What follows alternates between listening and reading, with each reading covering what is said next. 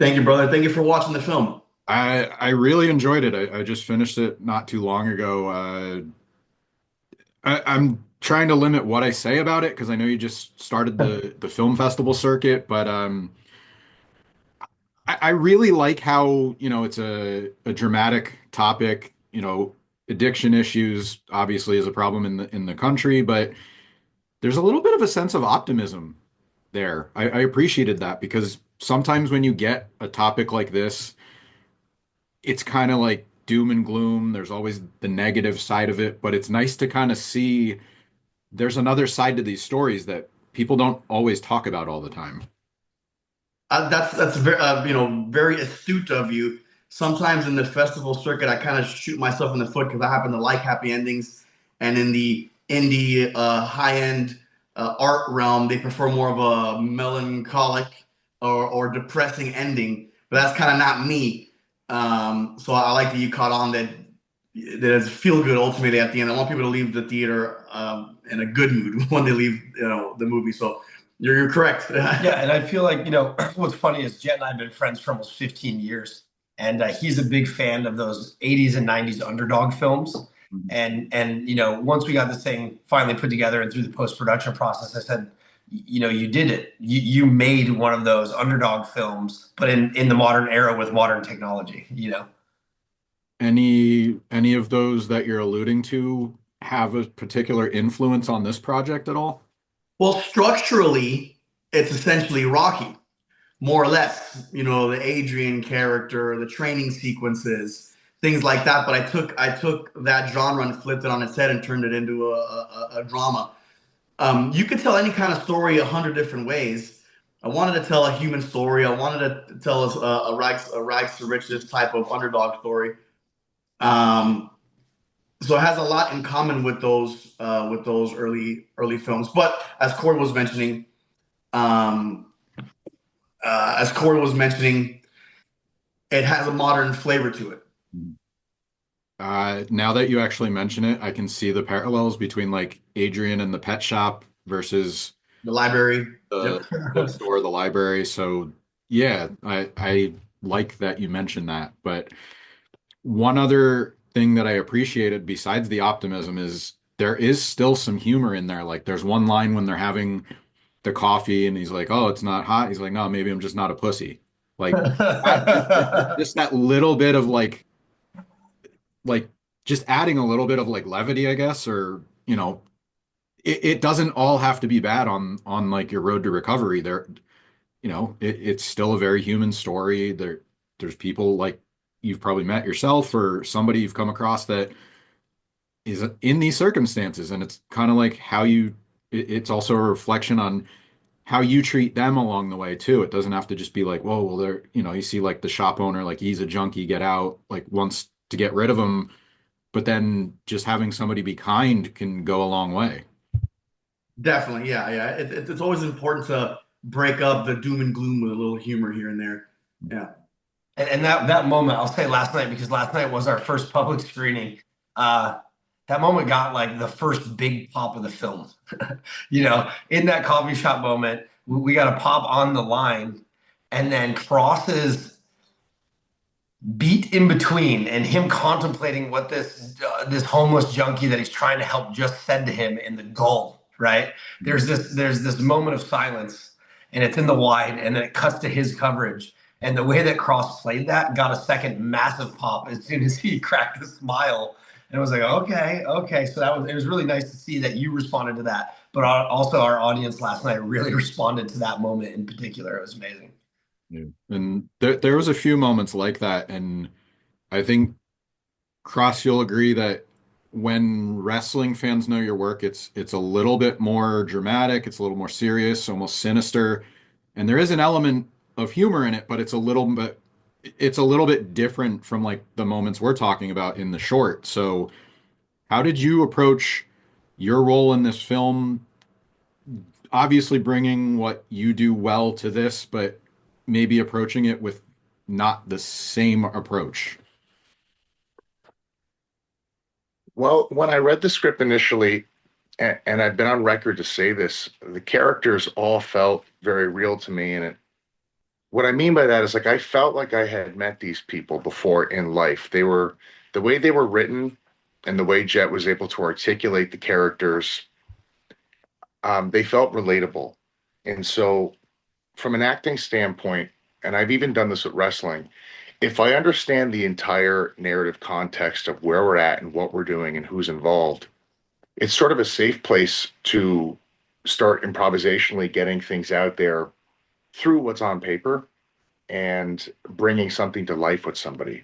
So I can't really I can't really tell you that I necessarily had a specific process on getting this to life. It was more like just getting in there, understanding Gustavo as an actor, and like I said, it was weird. I had moments of deja vu being there because I was so in love with the script, and I had so much sympathy for the lead character in the film, Jack, and the way Gustavo played him is like exactly how I imagined who I'd be on set with in my head, visualization. It was awesome. It was really, really fun. And when you get a guy like Gustavo, when you have an opportunity to work with him, and you have Jett as a director and a writer who provides flexibility in what he's looking for us to find something and bring it to life the way we feel like we could do best, it's just very fun and easy. You mentioned kind of getting a chance to almost workshop your stuff. You've been a really, I think, big beneficiary of having social media be a platform. You get to not only interact with fans, but you've put out videos that have been very successful over the years.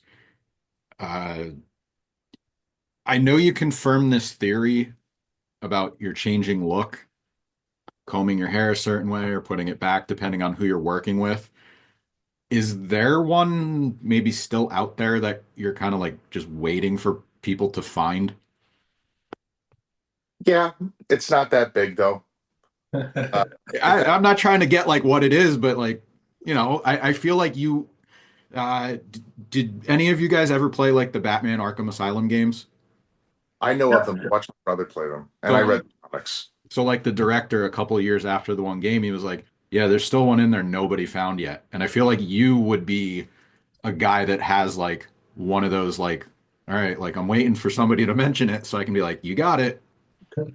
Well, there's a big one in NXT. I'll just give you the hint because maybe no one will ever find it. But with the hourglass, um, the very first time that Scarlett and I dropped an hourglass on a member of a group and the group falling apart was not the bloodline. So we'll let people run with that and think about that. The Karrion character has been rotting at the baby faces in WWE for years. His character's a cancer, and it's fantastic because I've known him for a million years. So it's very long form storytelling. So watching the Karrion character slowly manipulate his way through the locker room has been such an interesting path as a fan of professional wrestling myself. It's lovely, lovely storytelling, and I love when fans pick up on all the clues he's been leaving for people for the last several years. Yeah. Yeah. It's fun to watch that not only like play out, but also have him confirm it. But then like hopefully people are gonna like go back in and try to find this one too. So we'll see. Uh I don't know if anybody's made this connection. It's between Jett and Kross. Jett, you just said, you've known him for a few years. Uh Boone the Bounty Hunter, you were involved in that project, and I know Kross, you obviously have the relationship with John Morrison. You did some work on it was known as the Iron Sheik Massacre, but the name was changed. So is that how you guys met, or is there a different connection there? We've worked together prior to the Iron Sheik Massacre in the wrestling space. But the Iron Sheik Massacre is the first time I got to see Kross act, traditionally acting, not like a professional wrestling acting or anything like that. Script, lines, camera, dialogue with characters. And I bring this up all the time because it's lovely. I know Kross remembers it. I'm never gonna get tired of saying it. After doing a few scenes with Kross, I realized that he had the gift for acting. And that's not something that you really can drill. It's not something you could rep. It's like the it factor that people talk about in wrestling also exists in the acting space. And I told Kross to his face, I said, "You've got something. Continue to act." And he does. And I remember Jett calling me because, I've been friends with these guys for a while as well, and John as well. And I remember him calling me and be like, "Dude, Kross is good. Like he needs to be acting." And, piggybacking on that, Jett and I actually used to run a small indie promotion in Los Angeles called Rogue Tournament Wrestling. And I told this story last night, but I feel like it's great to get it out there on the internet. Kross was the guy that would show up to our events hours early. He was living in Vegas at the time. He'd come out to LA, would still be building the ring, putting things together. He'd be in a suit and tie. He'd be the sweetest, kindest man in the room, asking if he can help us put the ring together while he's wearing a suit. And I remember saying, "No, thank you. I really appreciate that. But go ahead and hang out in the locker room. We have craft service and some food up there. Get comfortable, enjoy yourself." And, to see his career take off and grow, but still care about the rest of his friends that are doing creative things and be willing to sit down and dig in and get his fingers dirty, you know what I mean? And spread his wings and just continue to create. I think you said it, Kross, in another interview the other day, but it's not that you just want to be seen as a wrestler, just as a producer or an actor.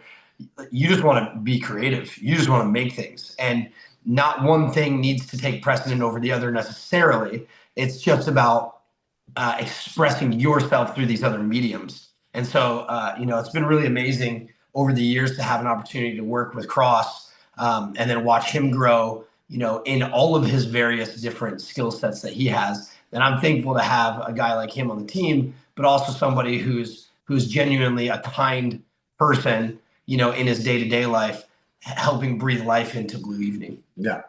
And shout out to John Hannigan, who was at the premiere last night. Chic Massacre is awesome. I love John, and he loved the film. It was cool seeing him last night at the premiere. It's interesting that I always go back to this, and this was more like because of the pandemic, but you, Cory, touched on it. Like having an outlet and not really putting one before the other, just really finding an outlet in general for your creativity, for your art. I think that helped me, like when we were all trying to figure out like what's going to happen. And I feel like I talked to a lot of people like that. I think something to emphasize is just do something or make something. Don't worry about how it's going to be received or if it's your main thing. Just kind of put it out there for yourself. Absolutely. Yeah. There's a Rick Rubin quote, and I'm going to botch it a little bit, but it's along the lines of, you are successful as soon as you put your art out in the world. Right.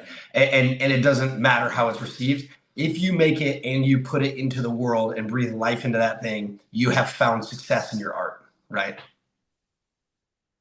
One more question for you. I know you're credited for your stunt work on the Righteous Gemstones. I'm a fan of the show. Obviously, the show gets a lot of laughs for like some of the swearing and the gross out bits, but I saw you posted specifically, you did some work with the jetpack stunt in the season premiere. What was the reception like to that? Just, you having a hand in that, and any teasers on what we can expect the rest of this season as far as like stunt work, anything like that? Yeah, I will say it doesn't get smaller moving forward. But no, the jetpacks are amazing. There's over 7,000 feet of tech line, which is what we use to fly performers in the stunt world. So that's a little over 1.25 miles, pushing toward 1.5 miles of line. 13 rigs, 2 high-speed winches, and on the day I think we had like 8 stunt riggers helping puppet all those lines, flying our actors. So that was amazingly fun. It was a great challenge, and I think it was very well received. We came out of the gate with a Civil War episode with a bunch of battles, which actually Jett worked in with me as well. I brought him out to be one of our stunt guys, so he got to play in the Civil War. And then the jetpacks were received outstandingly well, and I think part of it is because we were able to use our actors as much as possible, and there's no green screen. Like in any time in any film, if there's action and you can have your actor do more of the action before inserting your stunt performers, it really lends a bigger authentic value to the piece, because you're not trying to hide them consistently throughout the action, right? Yeah. So whenever you can get the actors to do more, it's always going to be better for the picture, no matter if it's a stunt in a drama or a stunt in action or a comedy.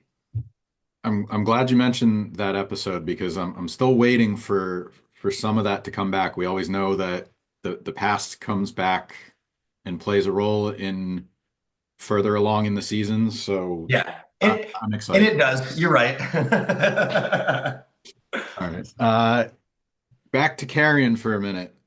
You famously called out Dave Bautista at Bloodsport. Got a lot of attention. That was something that you wanted, but now you have fans pitching you to be Randy Orton's WrestleMania opponent. Obviously, an unfortunate situation with Kevin Owens, but how does it feel having fans get behind you like that and rather than you calling your own shots, kind of putting you in that position, feeling like you're worthy of a WrestleMania moment with Randy Orton?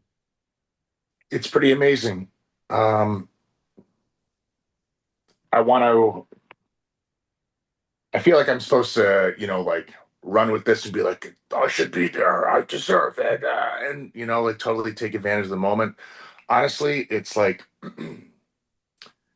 I'm just very humbled that despite in comparison to how often people may see other people on the program and the frequency of them being on the PLEs versus my activity level on the show, that people would jump to me and think of me and know that I would be a good dance partner for them. And I will say that I would be. And I've been interested to work with Randy since I got started 11 years ago. Um, Austin Theory and I used to watch him for his timing when we were in NXT. And I remember watching the Evolution documentary when that came out and talking to Theory about specifically Randy out of that and stuff he was going through. Like, it's pretty cool. This isn't the first time this has happened. When I was in NXT and I was strapped up, people were fantasy booking Scarlett and I versus Bobby and MVP versus Heyman and Roman, and then it was Bill Goldberg, and then it was Bray Wyatt. But that hasn't happened again since that time, and it's cool to be back here 5 years later, where the fans are creating this uproar online, and it's organic. Wasn't something that somebody baited. Sometimes people kind of throw their own 2 cents in there. How about me? And there was nothing there to get with, which is cool. Sometimes you got to shoot your shot, but that wasn't the case this time. They really they want to see me do it. And look, I don't know what's going to happen. I'm still really upset hearing about what happened to Kevin. I was kind of hoping he was going to pop out of a box and be like, "Gotcha." I was really hoping that was going to happen, and then I wouldn't even have been mad Mm-hmm. that he worked us all, but I don't think that's the case. And I don't know who Randy's partner or opponent, I should say, is going to be. But if they asked me, I'd do it in a heartbeat, and that would be crazy if that happened in Las Vegas. That's where I got my break, and that's really still very much my home. Yeah.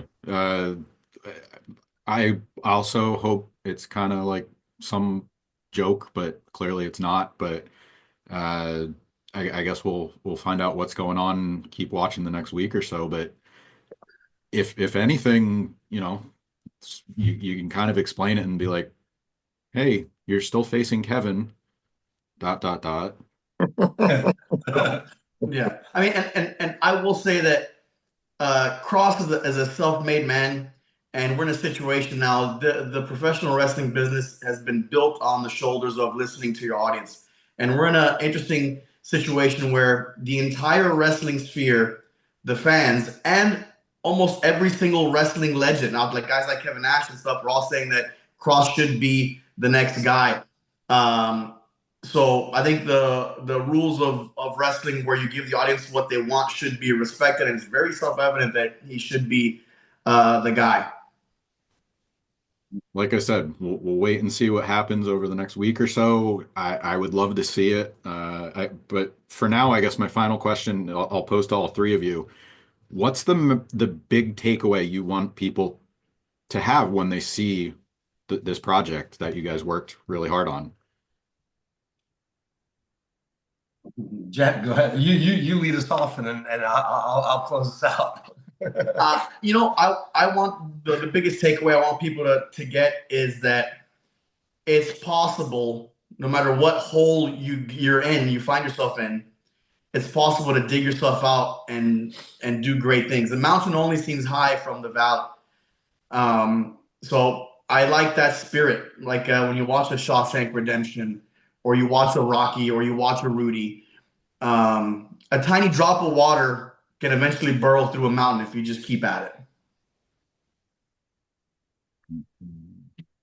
I would say that I just want, for anyone who maybe didn't have a place of empathy for a person going through these types of struggles, I hope they find it.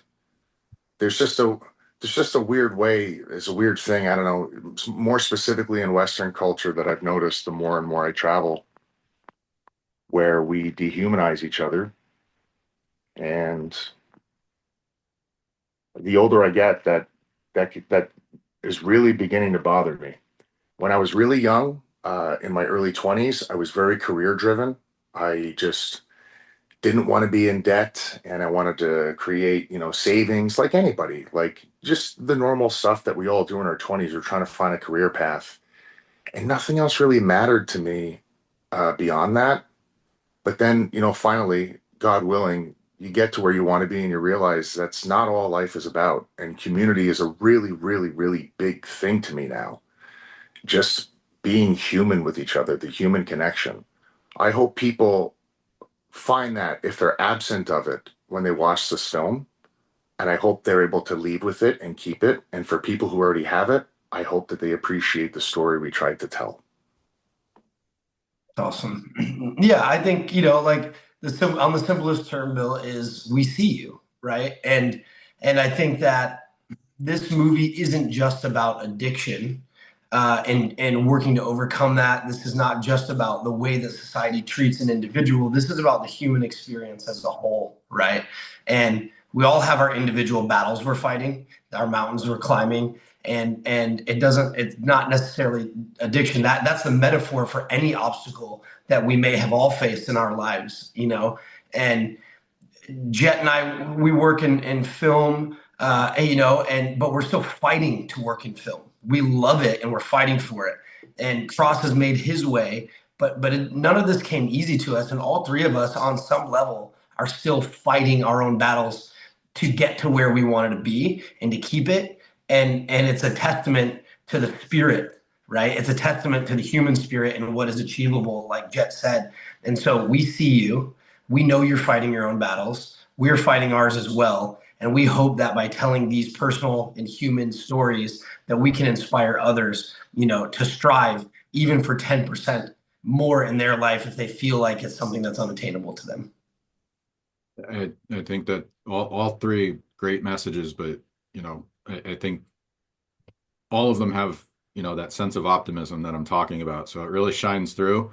Uh, Pasadena was the premiere last night, the Pasadena International Film Festival. Any other dates you guys have coming up, or anywhere people can check out where they can see the short?